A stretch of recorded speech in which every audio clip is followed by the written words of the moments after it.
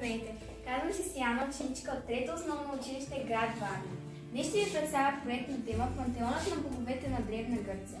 Свят пълен чудеса, герои и много драма. Ще ви отведа на едно вълнуващо пътешествие до върха на планината Олимп, където живеят необикновени хора, а самите богове на Древна Гърция. Ето го Зевс, царят на боговете. Ако чуете гръм, по-добре се скриете, защото може да е в лошо настроение. До него е Посейдон, който владее моретата. С един размахнат трезъбеца си може да разбушува морето, така че не го ядосвайте, ако сте на плажа. А ето го и Аполон, винаги усмихнат, винаги с лира в ръка. Той обича музиката и светлината и, честно казвам, малко да си хвали с талантите си. Деметра се грижи земята да ражда плодове. Ако тя си теме почивен ден, няма хляб, няма обяд.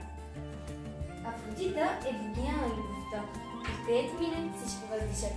А Херкулес, най-силният всички. Той е не само герой, който може да побеждава чудовища, но и да носи планини на гръб. Като момчетата тук по същия начин. Благодаря ви. Това е моя малък обид. Благодаря ви, че се качихте с мен до върха на легендите. Те живеят и днес. Книгите, приказките и нашето въображение. Тези древни разкази ни учат, че всеки има своята сила, само трябва да я открие.